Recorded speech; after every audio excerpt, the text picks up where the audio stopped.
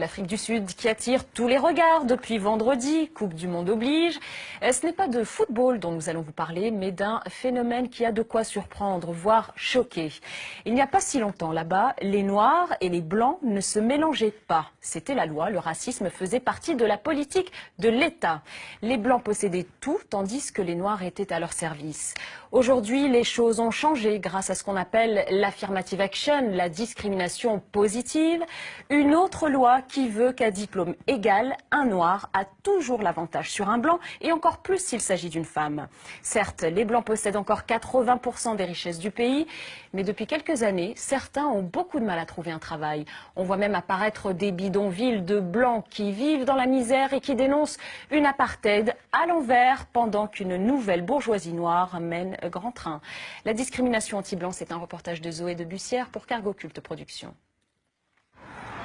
Il y a quelques années, en Afrique du Sud, cette scène aurait été impensable. Bonjour monsieur, est-ce que vous auriez quelque chose à me donner?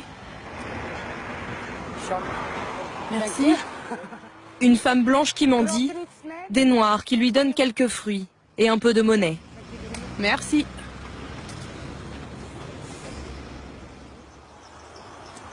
Bonjour madame.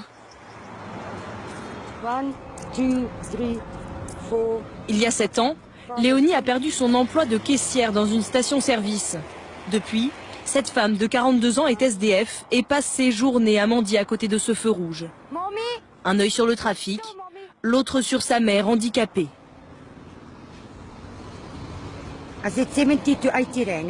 Je me fais 7 à 8 euros par jour. Ce n'est pas assez pour survivre, mais c'est mieux que rien. Je vis sans eau, sans électricité, j'habite dans un bidonville et ils nous ont tout coupé. Comme Léonie, en Afrique du Sud, de plus en plus de Blancs se retrouvent à la rue, alors que pendant de nombreuses années, ils régnaient en maître sur le pays. Des panneaux qui indiquent les endroits réservés aux Blancs, où les Noirs n'ont pas le droit d'aller. Pendant 50 ans, l'Afrique du Sud a vécu sous ce qu'on appelait le régime de l'apartheid. Un régime officiellement raciste, où les Blancs étaient les patrons et les Noirs à leur service. Mais dans les années 80, tout va changer. Ne tirez pas, ne tirez pas! Car les Noirs sont beaucoup plus nombreux que les Blancs. Ils décident de se révolter et ils vont gagner la partie. Nelson Mandela, le leader noir, en prison depuis des années, est libéré en 1990. Il sera même élu premier président noir d'Afrique du Sud. L'apartheid est officiellement aboli. Pourtant, la majorité des Noirs restent pauvres et sans emploi.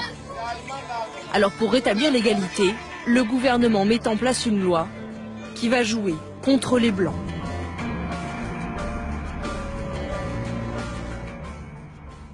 Dans cette ancienne ville minière, près de Johannesburg, les Blancs habitent désormais dans les mêmes quartiers populaires que les Noirs.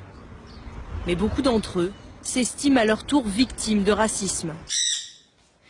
C'est le cas de Trevor, 27 ans.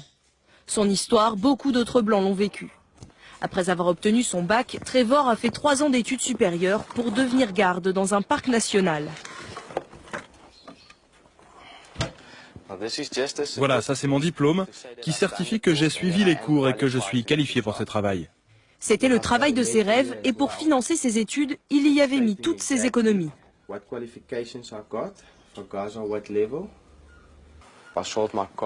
J'ai vendu ma voiture, mon ordinateur et la plupart de mes biens pour payer ces cours. Ça m'a coûté plus de 2000 euros. Et je pensais qu'en ayant un bon diplôme, j'aurais un travail dans ce pays. Mais du travail, il n'en trouve pas à cause de sa couleur de peau. Cela fait 6 ans que Trevor se démène pour trouver un poste dans ce secteur, sans succès. Chaque semaine, il se rend dans un cybercafé pour éplucher les petites annonces. Et dans un pays qui compte près de 600 parcs nationaux, les offres ne manquent pas. Mais ce qui lui pose problème, ce sont ces 2 petites lettres devant chaque annonce. AA pour Affirmative Action, en français discrimination positive. Toutes les offres d'emploi qui portent ce sigle sont réservées en priorité aux Noirs et aux Métis. Trevor a repéré une annonce qui l'intéresse, mais pour décrocher ce job-là, il vaut mieux ne pas être blanc.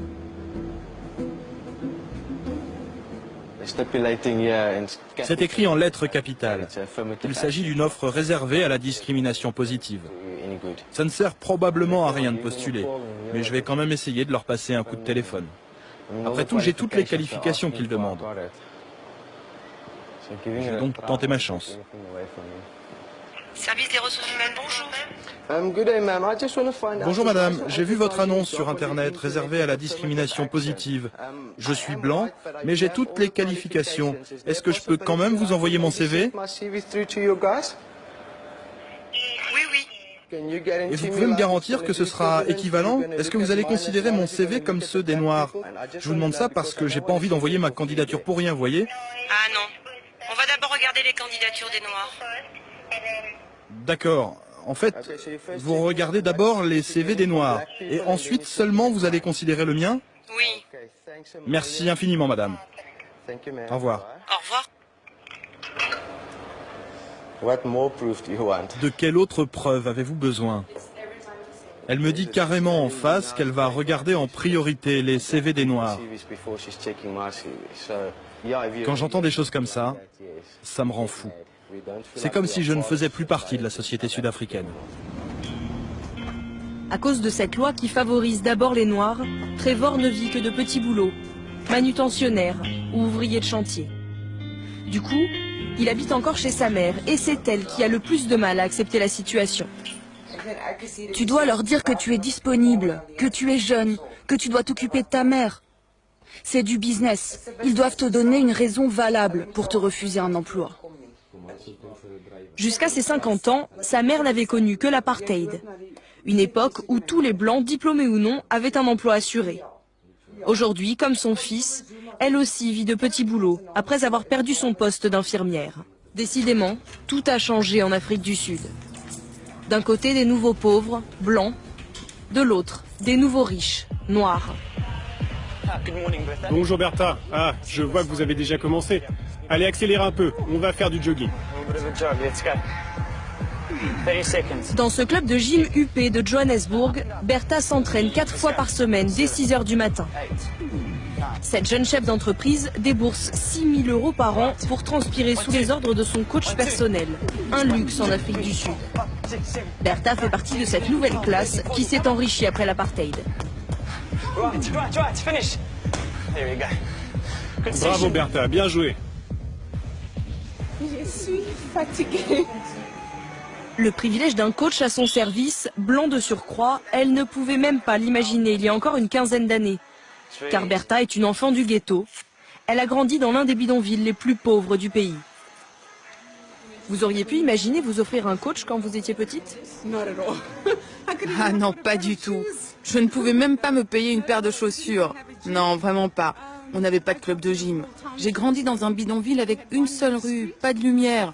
Alors un club de gym, je ne savais même pas que ça existait. Si Bertha a aujourd'hui les moyens de s'offrir ce genre de service, c'est qu'elle a bénéficié des lois de discrimination en faveur des Noirs.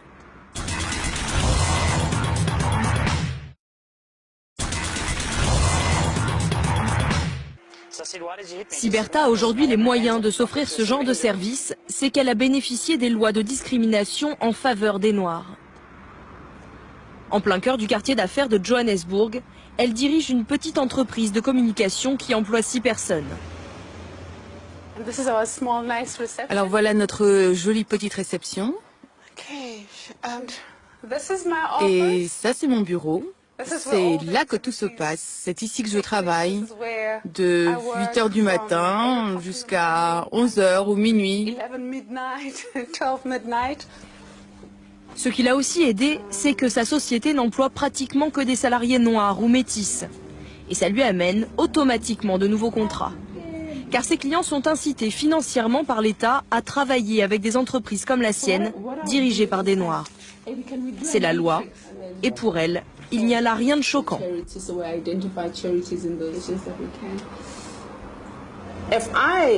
Si je suis noire et que j'ai l'éducation et les compétences nécessaires, et qu'en face il y a un blanc qui a les mêmes compétences, eh bien c'est moi qui vais décrocher la place.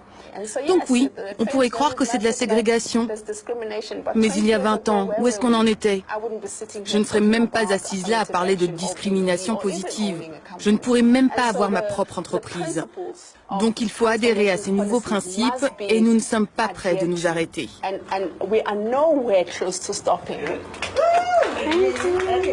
Ouais, faut que ça change. Et on veut du change aussi, de l'argent.